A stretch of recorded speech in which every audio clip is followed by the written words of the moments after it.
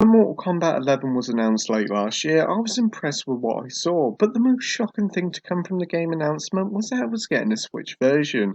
It surprised me and pretty much everybody by that announcement. And as the months went on, we kept seeing loads of gameplay for the PS4 and Xbox One version, but nothing for the Switch. This approach made me and many other gamers worried what was going on. I even thought that we were getting a port of the mobile version of MK for a while. Then a few days before launch we finally saw some Switch gameplay, and it didn't look that bad at all. So now the game is finally released physically in the UK after a short delay, and I've been playing through the review of Mortal Kombat 11 on my Switch, so let's see how it holds up then. I'm going to start off the review talking about the fans' biggest worry, the graphics. Many was worried, and rightfully so, that the game would look awful or suffer from some terrible frame rate issues. But surprisingly no. The graphics have no doubt taken a hit, but it's still a very pretty game. Textures have been toned down a bit and characters' hair look a bit off, but apart from that, it looks great. And in motion, the game runs at a near 60 FPS, which is fantastic. And with the near 60 FPS cap in tow, you can understand why some of the graphics have been toned down. Once playing, honestly, I thought the game looked great. Levels are details, movement is fluid, and thankfully graphics have been improved with recent patches with more detailed character models now actually displaying blood. Playing portably, the game is also impressive. Running at a near 60 FPS is a great way to play. There are a few more graphical sacrifices on handheld, like sparkling hair and the odd funny face, but apart from that, portable play is very fun and a brilliant way to play. But it isn't all brilliant.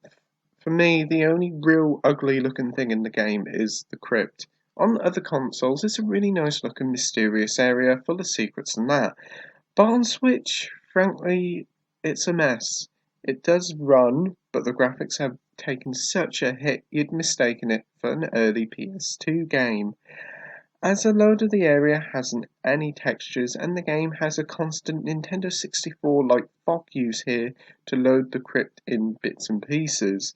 There's also a slight slowdown when you open a chest as well.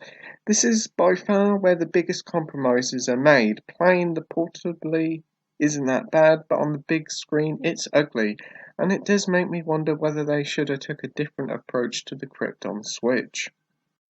Now we've got that out of the way, let's talk about the game and what actual content is included. First up, we have a story mode, and like all other NetherRealms games, it's a very cinematic and enjoyable romp.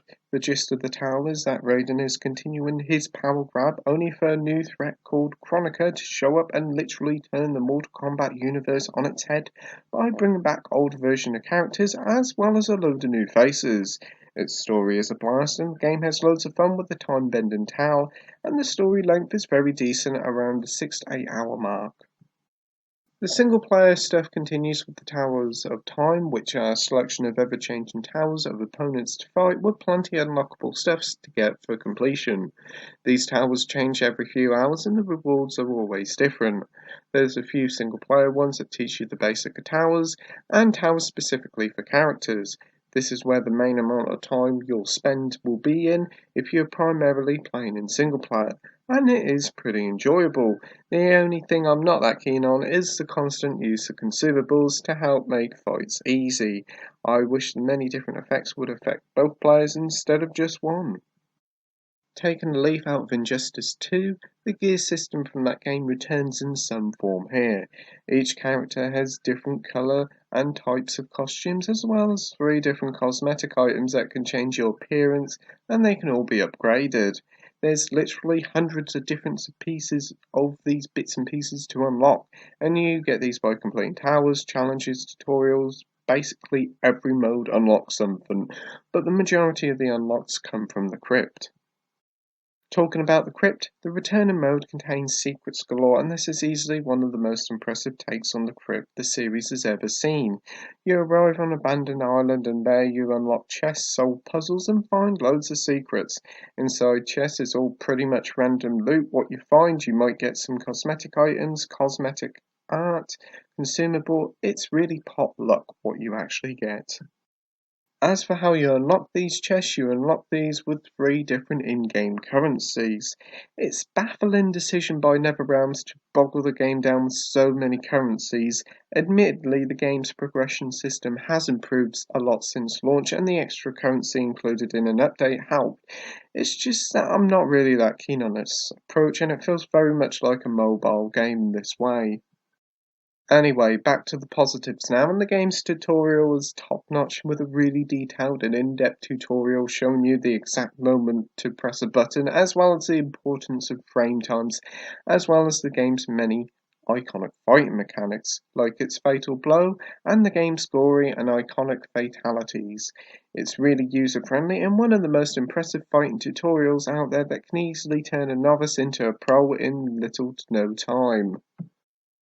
And that's really good, as you'll need all the training you can get for the games online. Yes, the game contains your usual collection of matches as well as King of the Hill. The netcode, thankfully for Switch, is brilliant, and I got into a match with no problem at all. Many of the matches I played had little to no slowdown, and it's easily one of the most impressive online offerings for Switch. Conclusion time now, and compromises were certainly taken to get Mortal Kombat 11 to run on the Switch. And bar the crypt and a few other little things, it isn't really that noticeable. But what we have here on Switch is the full Mortal Kombat 11 experience on Switch, and it's a brilliant. Fighting is a blast, and it all runs at near 60 FPS. There's plenty of content on offer with the ever-changing towers, as there's always something new to play. It's not all great, however, as I'm not really keen on the loot system and the many in-game currencies that make the game feel a little bit more like a mobile game at times. But it's not as bad as it used to be, so that's why I'm giving Mortal Kombat 11 on the Nintendo Switch an 8.5 out of 10 with a total of great. Thank you for watching my review, like, rate and subscribe, and until next time, happy gaming. Bye.